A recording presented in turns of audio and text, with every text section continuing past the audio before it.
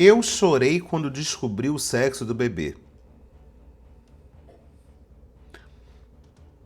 Aonde será que esse vídeo vai dar? Eu tô com um pouco de medo. O tweet da onde veio esse vídeo veio do TikTok, mas na verdade o tweet onde eu vi é uma pessoa falando assim: nossa, essa pessoa teve a coragem de gravar, editar e postar essa opinião.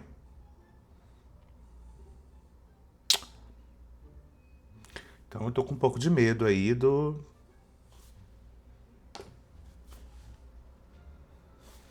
Vamos ver, né? Eu chorei depois que eu descobri que meu bebê, na verdade, era uma menina. Eu pensei muito se eu faria um vídeo falando sobre isso, mas eu acho que ele pode alcançar Pensou e fez, né? Vamos lá. mamães que estão passando pela mesma coisa que eu. Eu sempre sonhei em ser mãe de menino. Todas as vezes que eu sonhei que eu tinha um filho no colo, esse bebê era um menino. Eu também sempre tive um jeito mais molequinha, nunca gostei muito de usar cor de rosa, de usar frufru, lacinho. Acho que isso também influenciou um pouco. E quando eu engravidei, eu só conseguia ver coisas de menino. Dentro de mim eu tinha uma certeza de que o meu sonho, ele finalmente se tornaria realidade. Mas ao mesmo tempo eu também me preparei muito, principalmente pro chá revelação, porque eu sabia que poderia acontecer do meu bebê ser uma menina. O chá aconteceu, a fumaça azul saiu e eu fui invadida por aquele sentimento de realização. Uma mistura de surpresa com eu já sabia ao mesmo tempo. Mas no primeiro Como assim, gente? É possível errarem no chá revelação? Do tipo, sair um sexo e depois ser outro? ultrassom que nós fizemos logo após o chá revelação, a médica disse que o meu bebê, na verdade, se tratava de uma menina. Menina transicionou na barriga. Não sabia que tava rolando isso tão cedo assim. Gente, aquele Olha. dia, quando eu cheguei em casa, eu chorei tanto, mas tanto. Alguns podem achar exagero isso que eu vou falar agora, mas o que eu senti naquele dia foi um tipo de luto, sabe? Eu, naquele momento, precisava me despedir do menino que eu sonhei por tanto tempo. Do menino que eu já estava sonhando, né? Imaginando ele brincando de bola com meu marido, enfim. Só que ao mesmo tempo que eu chorava por tristeza, eu chorava de preocupação. Porque eu tava morrendo de medo que a minha bebê, dentro do meu ventre, estivesse se sentindo rejeitada. E foi aí que eu entendi que eu não amava o meu bebê só porque ele era o menino dos meus sonhos, mas eu amo a vida que eu estou gerando aqui dentro. E o fato de eu ter me preocupado com os sentimentos dela, ainda no meu ventre, fez com que eu percebesse isso. E acima de tudo, eu sei o Deus em quem eu confio. E eu sei que ele não perde o controle da situação em nenhum momento. Eu sei que no primeiro momento que eu pegar a Sofia no colo, tudo vai fazer sentido. Com certeza, ela vem para talvez curar algumas feridas que eu ainda tenha, pra me ensinar a amar o mundo cor-de-rosa, que eu nunca fui muito chegada. Enfim, eu quero dizer pra você, mamãe, que talvez esteja passando por algo parecido, que nós não somos menos mães por criar expectativas, por sonhar com um sexo e com outro não. Isso é algo natural do ser humano, é o que nos faz ser humanas de verdade. Mas saiba que vai chegar um determinado momento que você vai perceber que era exatamente desse bebê, exatamente essa criança que você precisava ter na sua vida. E nunca se esqueça que o Senhor sempre sabe aquilo que é melhor, tanto pra mim quanto pra você. Gente, tantas camadas nesse assunto, né? Vamos lá. Eu acho super válido o discurso dela. Assim, são várias coisas, né? Primeiro é que o foda de hoje em dia é a superexposição de saber que essa criança vai crescer sabendo dessa história, né? Porque em algum momento essa criança vai ver esse vídeo e vai entender o que aconteceu. E eu não sei o que as pessoas fizeram, eu não sei quais são os comentários das pessoas, mas imagino que devam ser um pouco nesse lugar de caralho, a criança nem nasceu e já tá sendo exposta como uma decepção, né? A menina já tá nascendo como uma decepção. Só que eu acho muito válido, tirando essa parte que eu acho delicada, eu acho alguma coisa, eu acho uma fala muito válida no sentido de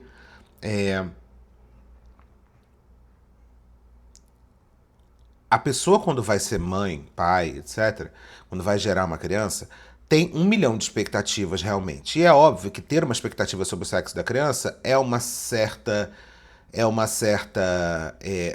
ingenuidade, porque, obviamente, a criança tem, vamos jogar aí numa perspectiva generalista, mas assim, 50% de chance de ser menino, 50% de chance de ser menina, né? Então, assim, é jogar uma moeda, né?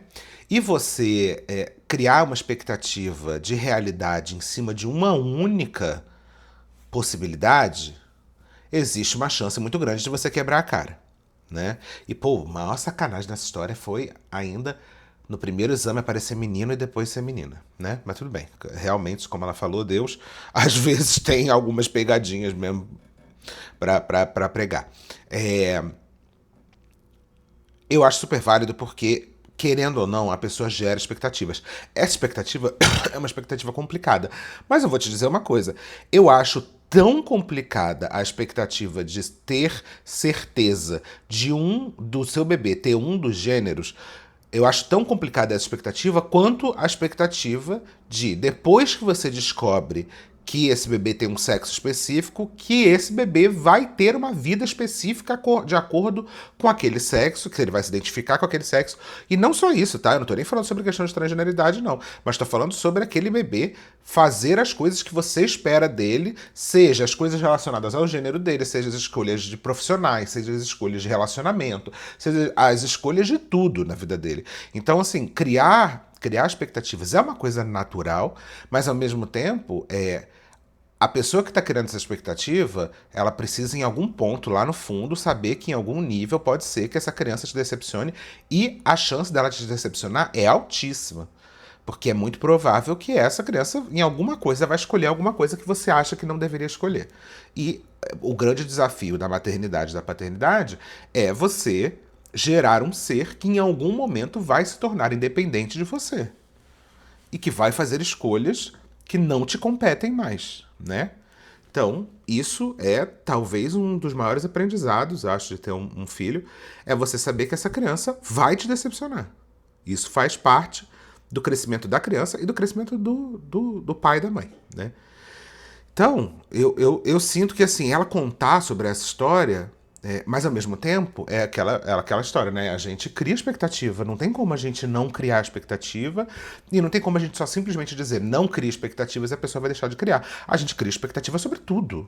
Inclusive sobre uma coisa tão grande que é ter uma criança, né? Então vai criar expectativa. E a expectativa, muitas vezes, ela tá além do que a gente racionalmente quer fazer. Porque a expectativa vem de inseguranças, vem de sonhos, vem de traumas, vem de cultura, vem de um monte de coisa que a gente acaba criando meio que naturalmente. Aquela expectativa, ela brota da gente. Muitas vezes, mesmo que racionalmente a gente não queira criar aquilo, ela existe, ela acontece e a gente pode lutar contra ela, mas ela vai estar ali presente, né? Então, assim, ela falar sobre esse assunto, eu sempre sou muito a favor das pessoas desromantizarem as coisas e mostrar que, caralho, ter uma criança é uma coisa muito complexa. Não só fisicamente, como financeiramente, mas também emocionalmente. Né? Então, quando ela faz esse vídeo, eu sinto muita coragem da parte dela de falar isso, tá? Porque ela deve ter tomado muito chapisco desse papo. Só que eu acho muito corajoso, porque o que mais tem são mães e pais que se decepcionam com as coisas e fingem que não. E aí a gente vai para aquele lugar do você começar a se culpar por estar sentindo aquilo e se culpar por não poder falar sobre aquilo, por estar sentindo o que os outros. O que você está se sentindo de uma forma que você acha que só você está se sentindo daquela maneira, que ninguém no mundo se sente daquela maneira, que nenhuma mãe, nenhum pai tinha expectativa do sexo da criança e essa expectativa foi quebrada. Então você sente o sofrimento da quebra da expectativa e ao mesmo tempo de se sentir um monstro de estar sentindo aquilo. Então eu acho muito corajoso ela falar sobre isso. Acho muito corajoso ela falar sobre essa expectativa. Inclusive ela falar sobre essa questão do luto, né? É um luto porque você já criou aquela pessoa, ela já existe na sua cabeça. Aquele menino já existia na cabeça dela. Então ela já criou toda uma história, já deve ter visto o menino casando, né? E de repente aquela história se desfez. Então é uma quebra de expectativa e é um luto mesmo. Porque o luto não é só físico, mas o luto é ele emocional antes de tudo. Né? O luto, o físico é só um gatilho para o luto, porque o luto ele é emocional, ele é a quebra de alguma coisa que existia e não existe mais. Essa coisa ela pode ser uma pessoa de verdade, pode ser um cachorro e pode ser uma ideia, né? Pode ser um sonho, uma projeção. Então, eu acho que faz muito sentido ela falar dessa questão do luto. E ao mesmo tempo, a gente não sabe por que é que ela tinha essa expectativa de ter um menino. Ao mesmo tempo, que aí olha como uma coisa complexa. Ela fala que ela queria ter um menino porque ela não se identifica com o universo do cor-de-rosa, do frufru, do não sei o quê. Sendo ela uma mulher. E aí, olha como a gente não consegue perceber as coisas que estão na nossa cara e a gente acaba indo por um outro lugar sem perceber a armadilha que a gente está caindo. Por quê? Ela, como uma mulher que não se identifica com esse aspecto da feminilidade, ser mãe de uma menina vai dar oportunidade a ela de criar uma menina que também pode ser que não tenha expectativa, pode ser que não tenha relação com isso. Pode ser que não tenha nenhuma amor por cor-de-rosa e princesa e lacinho. E ela, como uma mãe que não tem esse amor por essa feminilidade, vai passar uma criação para essa criança que ela vai ter a liberdade de escolher se ela gosta daquilo. Porque a diferença é que uma menina. Gente, ela própria é a prova de que ser mulher e estar dentro do universo feminino são duas coisas que não se correlacionam diretamente. Uma mulher, uma pessoa com o sexo feminino, pode não se identificar com o que a sociedade diz o que é ser feminino. E ela é a prova disso. Então, ela ter uma menina só seria uma oportunidade dela criar essa criança com uma certa liberdade para essa criança perceber o que ela vai preferir. Porque a gente dá como supernatural nascer uma criança e a partir do sexo dela já criar todo um cabrestamento de como essa criança vai ser. Então, se é menino, não chora, não sei o que, etc. Se é menina, é fofinha, é princesa, etc. Então, ela própria já quebra essa expectativa de gênero, só que ela, sem perceber que ela já sendo alguém que quebra essa expectativa, gerou uma expectativa. Ela sofre por essa expectativa de gênero, porque ela não se vê dentro desse universo feminino, e por esse sofrimento, e aí isso é uma dissonância cognitiva, né? Porque é uma pessoa que não se correlaciona com aquilo que tá. Com que ela está produzindo mentalmente, né? Então, assim, ela ela não se encaixa dentro dessa expectativa de gênero e por isso ela criou uma expectativa de gênero em cima da criança dela, esperando que seja um menino, para que ela possa se sentir mais confortável dentro do universo daquele menino, sendo que quem vai escolher que universo essa criança vai ter é o pai e a mãe.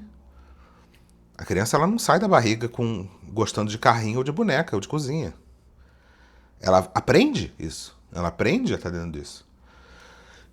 Então, eu acho que seria incrível ela, que já não se conforma num lugar específico, poder criar uma criança que também tem essa liberdade.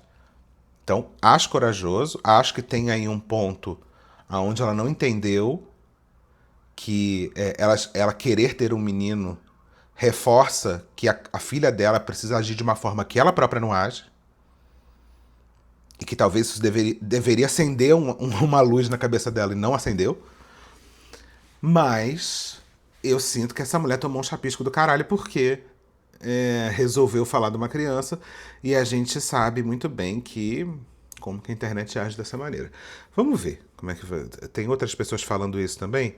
Essa Suelen aqui eu também acho que passou pela mesma coisa. Eu chorei depois de descobrir o sexo do meu bebê. Eu sempre sonhei em ser mãe de menina, e isso existia em mim desde criança. Eu já conseguia imaginar as roupinhas, os lacinhos, eu brincando de boneca com ela. Eu achava que seria mais fácil entender a cabeça de uma menina do que a cabeça de um menino. Aí, depois que eu casei, principalmente depois que eu engravidei, eu comecei a trabalhar melhor assim na minha mente pra caso. Deixa eu só fazer um adendo, né? Que ela tá falando que seria mais fácil para ela entender a cabeça de uma menina do que de um menino. Você vê que o que essas mães estão querendo, gente, ninguém nasce sabendo ser mãe. Ninguém nasce sabendo ser mãe, você aprende, né? Não é uma coisa natural. A única diferença é que a mulher muitas vezes é obrigada a lidar com coisas que realmente não são naturais a ela, mas que são impostas a ela, enquanto os homens têm direito de poder quebrar a cara e não saber muitas coisas.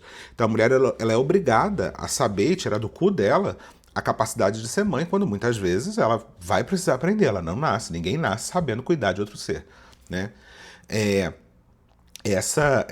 O que ela tá querendo quando ela tem uma expectativa de gênero do sexo da criança é ter um alívio nesse processo. É ter um mínimo de um alívio. De tentar pelo menos... Ai, tomara que... Já sei que a maternidade vai ser complicada. Então que pelo menos seja menino ou que seja menina.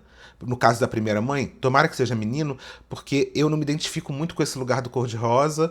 Então vai ser mais fácil pra mim que seja menino. Enquanto a outra, eu me identifico muito com esse universo feminino, então vai ser mais fácil pra mim ter uma filha.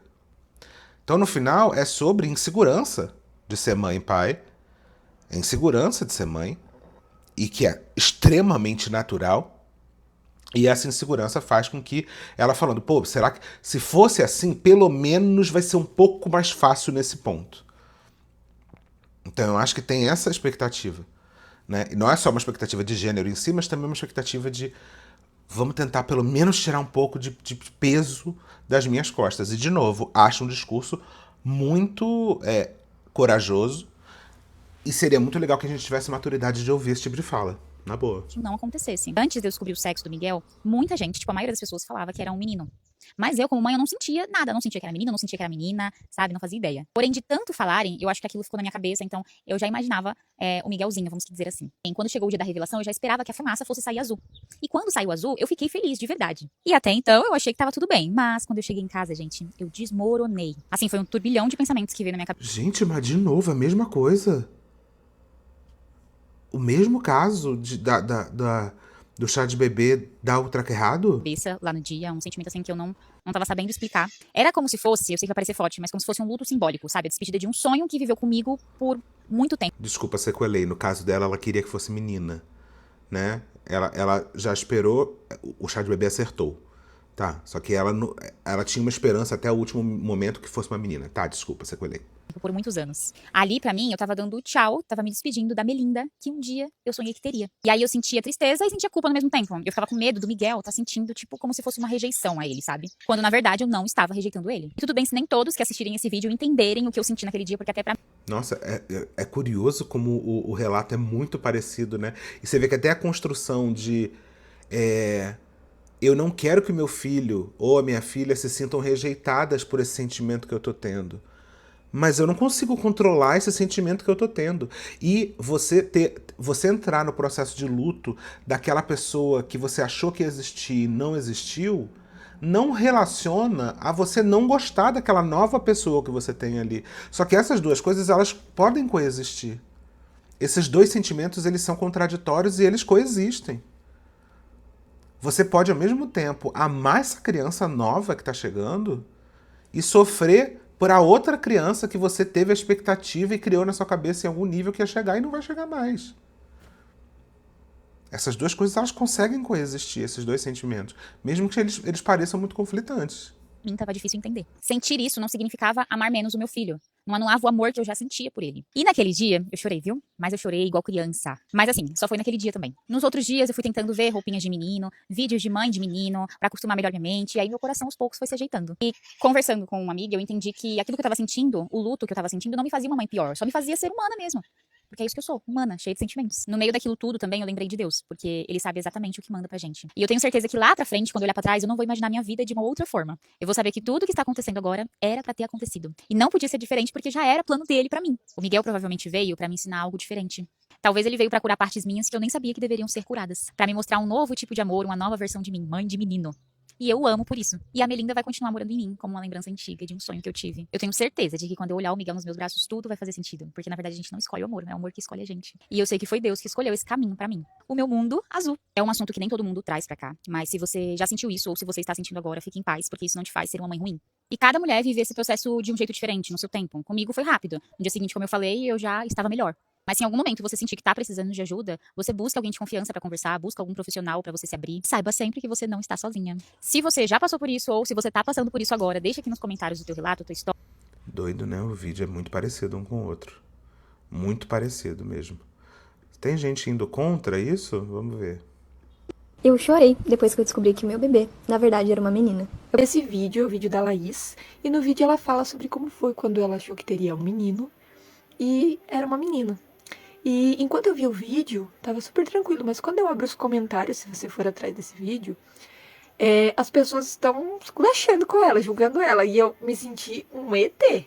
porque eu me compadeci e entendi muito bem o que ela quis dizer. Só que o pessoal parece que não entendeu. Eu até me vi nesse lugar, porque eu lembro que quando eu engravidei do meu primeiro filho, Porque as pessoas não querem lidar com a realidade, elas querem lidar com uma projeção psicológica da mãe perfeita que aguenta tudo, que abraça o que tiver que abraçar, que não reclama, que não tem sentimento, que não tem medo, que não tem segurança.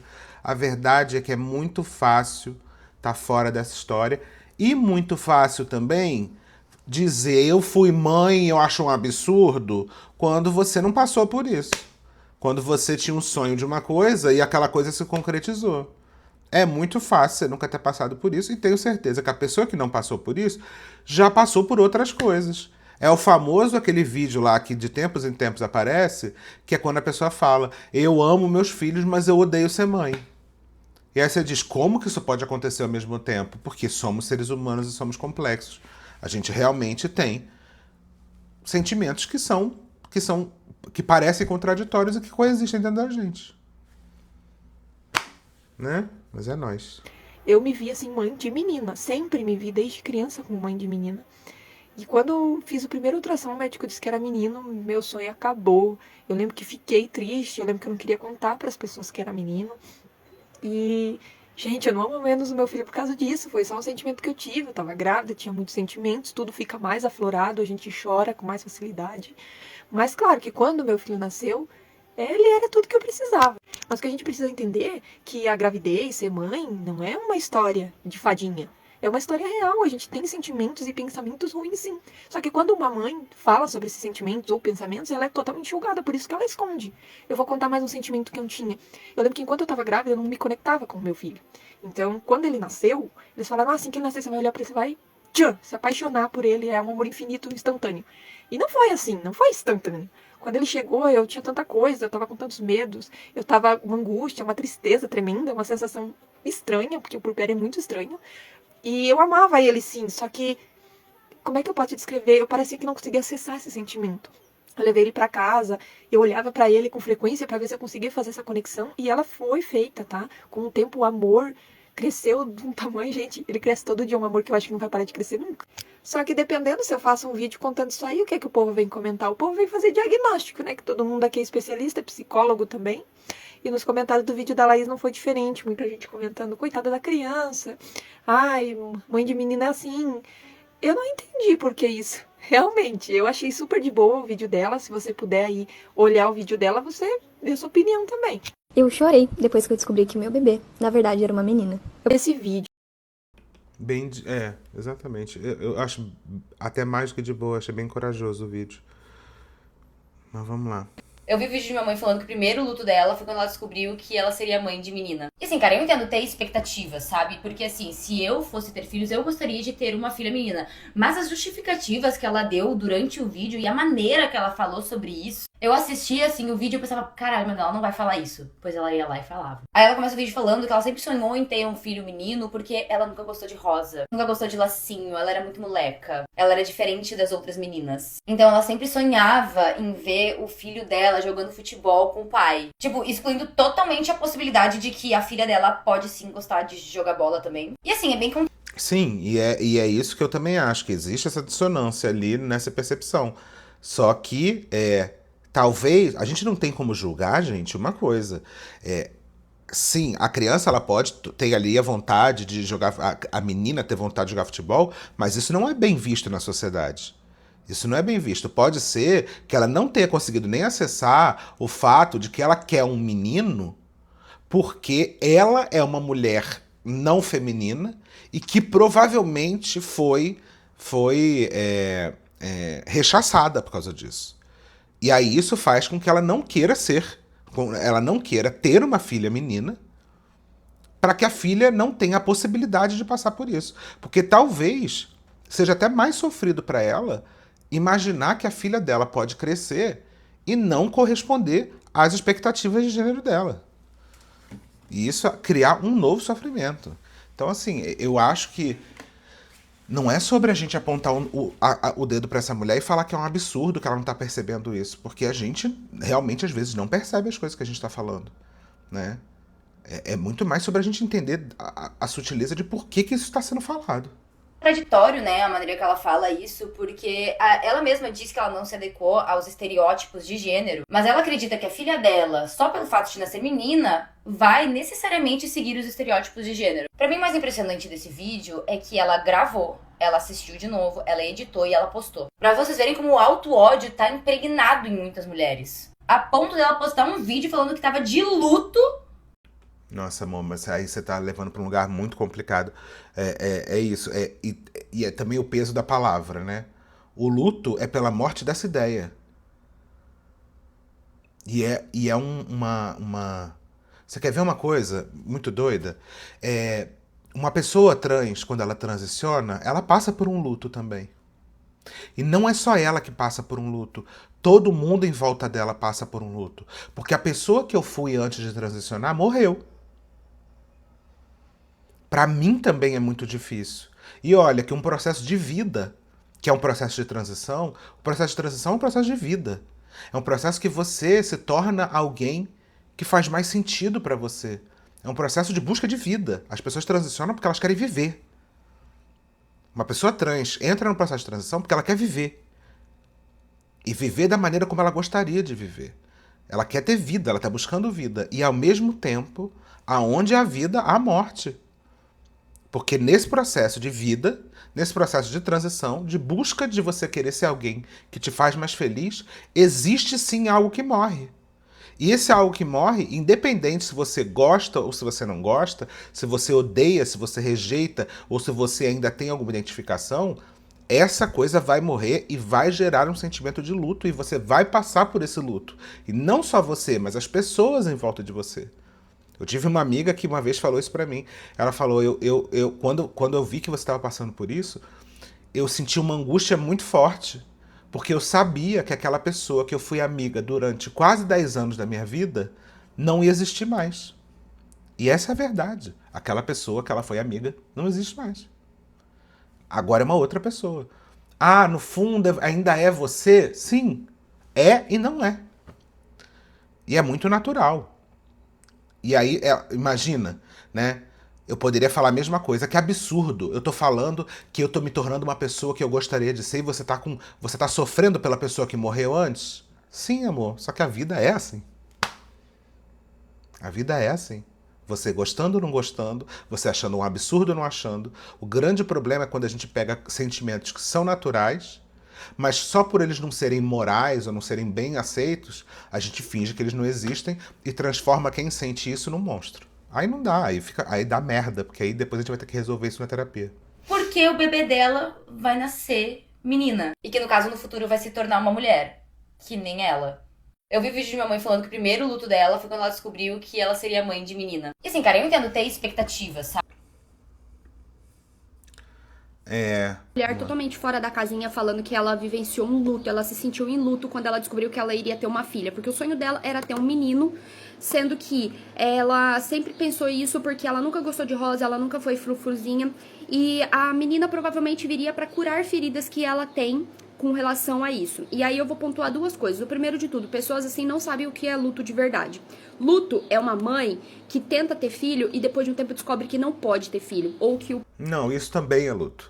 Luto é bastante coisa. Luto não é só o mais difícil, ou o mais sofrido, ou o mais físico, ou o mais real. O luto é de você ter... O sofrimento que você tem de perder um cachorro pode ser tão forte quando você perder a sua mãe. Tudo isso é luto. Tem diferentes tipos de luto, tem diferentes intensidades de luto, tem lutos por coisas diferentes, tem luto de você... Quando você se muda de uma casa que você passou a sua infância, existe um luto da morte daquela casa. O luto é uma coisa simbólica, é um sentimento de que algo que te acompanhou durante a sua vida não vai mais acompanhar. E mesmo que esse luto seja precedente de uma coisa feliz, de uma coisa boa, de você ir para um lugar melhor, você abrir mão daquilo e você sofrer com a perda daquilo, faz sentido. Só que o problema é que a gente dá um peso no negócio que, assim, aí vira o argumento e as crianças passando fome na África. Como que você pode estar falando não sei o que se tem gente passando fome? Como você pode estar dizendo que você está sofrendo um luto se tem gente que está há séculos tentando ter filho e não consegue? Que tem mãe que já perdeu não sei quantos filhos. Sim, amor. Mas não é porque o outro tem um sofrimento maior que eu também não vou sofrer por uma coisa que está acontecendo especificamente comigo. Quanta gente para na sala de terapia porque não se autoriza a sentir algo que é natural de sentir, porque os outros dizem que não tem validade essa pessoa sentir. E é óbvio que a gente não tá falando, e eu tô gravando esse vídeo logo depois de falar do caso de bonitofobia dos Jonas do Big Brother, né? É aquela história. O sofrimento, ele é sempre individual. A gente nunca pode botar numa balança dizendo isso aqui vale mais do que isso aqui, porque o sofrimento que pode estar trazendo para uma pessoa, ele é incalculável. Eu não posso colocar numa balança e tentar descobrir o que sofre mais. Agora, não é porque você está individualmente sofrendo, quer dizer, não é porque aquilo ali realmente, óbvio, uma pessoa que está tentando ter uma criança há milhões de anos, olha para uma mãe falando, eu sofri um luto porque a minha filha vai ser menino ou menina, e vai falar, porra, caralho, eu queria ter esse luto. Mas até aí, não é porque socialmente aquilo ali realmente tem um peso maior ou menor, é mais complexo, é mais concreto, não quer dizer que essa pessoa não vai sofrer. Pai não pode ter filho. Luto de verdade também é o que aconteceu comigo, que eu sou um exemplo próprio disso, de que eu tô tentando ter filho e eu consigo gerir, mas eu não consigo manter esse bebê dentro de mim. E é uma luta gigantesca pra gente não passar pelo luto de verdade, porque eu já tive 2 perdas. Eu já perdi 2 filhos, eu estou na minha 3ª gestação. Perder um filho, quando ele morre, é luto de verdade. E outra coisa, segundo ponto, filho não vem ao mundo pra curar a ferida de pai, não.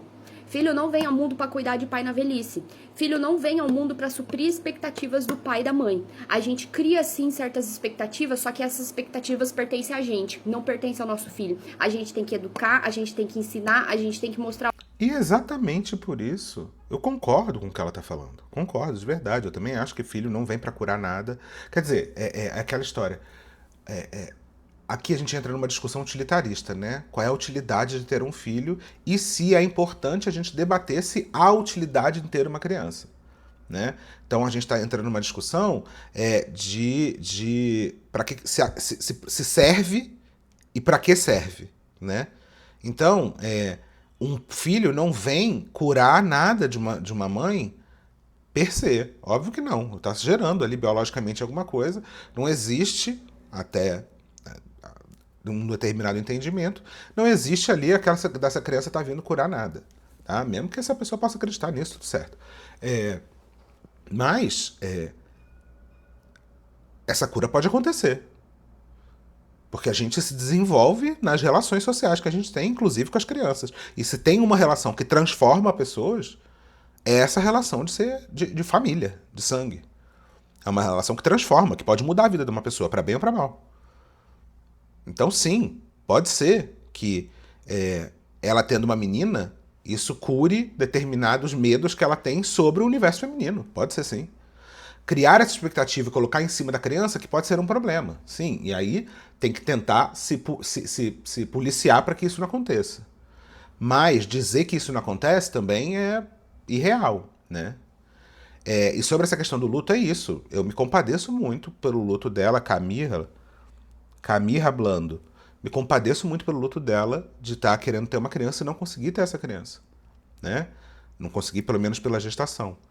É horrível, né? A gente tentar uma coisa, e aí tem toda uma expectativa, tem toda uma questão de você colocar a mulher como incapaz, uma mulher que não tem filho é uma mulher incompleta, né? Que a gente sabe que a sociedade pensa dessa maneira. Me compadeço muito com essa dor. Mas a outra pessoa sentir uma dor e trazer essa dor, e essa dor ser real, e ela não conseguir controlar esse sentimento, e ela ter coragem de falar, olha, eu senti isso, não diminui a dor dela. Não coloca em xeque a dor dela, são dores diferentes. Tenho certeza que é uma dor muito grande dela tentar ter um filho e não conseguir. O que não invalida que vão ter mães que vão sofrer por outras coisas que podem até ser consideradas menores. O caminho correto, mas isso não significa que o nosso filho vai fazer aquilo que a gente julga ser correto. aquilo que a gente julga moralmente ser certo, ser o caminho que é o melhor para a criança. Então, às vezes a gente precisa. E a gente pode ter essa consciência de que o filho vai fazer alguma coisa diferente do que a gente espera, e mesmo com essa consciência, sofrer pela escolha. A gente pode estar 100% lúcido sobre o filho não ter que gerir as nossas expectativas e ainda assim sofrer por isso. Sair dessa bolha que a gente vive e encarar que o mundo, a vida, ela possui problemas reais. E isso não é um problema real. Um vídeo de uma mulher totalmente fora da casinha falando que ela... É isso, com isso eu discordo. Eu acho que a gente... Porque aí pode chegar uma outra pessoa com um problema mais grave ainda do que o dela e vai falar, problema real, sabe o que é? É você ter um filho e ele ser assassinado com 10 anos de idade. Aí a gente entra numa Olimpíada de quem tá sofrendo mais, de qual é o problema de verdade.